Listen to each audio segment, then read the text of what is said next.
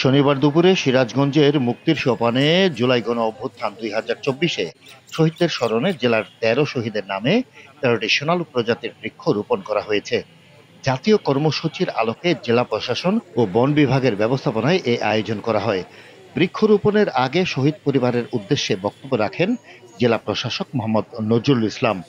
অতিরিক্ত জেলা প্রশাসক রাজস্ব গণপতি রায়, অতিরিক্ত police super Ziaur Rahman, BNP জাতীয় নির্বাহী কমিটির সদস্য ও জেলা বিএনপির সাধারণ সম্পাদক সাইদুর রহমান বাচ্চু, জেলা মুক্তিযোদ্ধা দলের আহ্বায়ক বীর মুক্তিযোদ্ধা আজিজুর রহমান দুলাল, সিরাজগঞ্জ প্রেস ক্লাবের সভাপতি হারুনুর রশিদ খান হাসান ও ছাত্র সমন্বয়ক মুনতাসির মেহেদী বক্তব্য রাখেন। পরে সকলের উপস্থিতিতে শহীদ পরিবারের সদস্যরা তাদের নিজ নিজ পরিবারের শহীদদের নামে একটি করে বৃক্ষরোপণ করেন।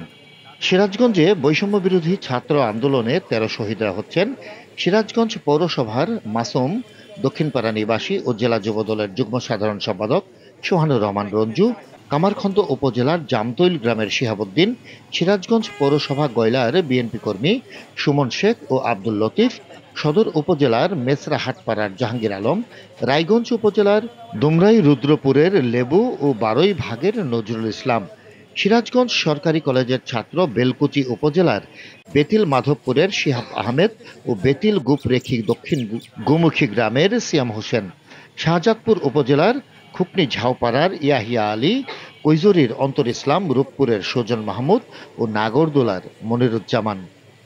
Desk report, CNI news 24।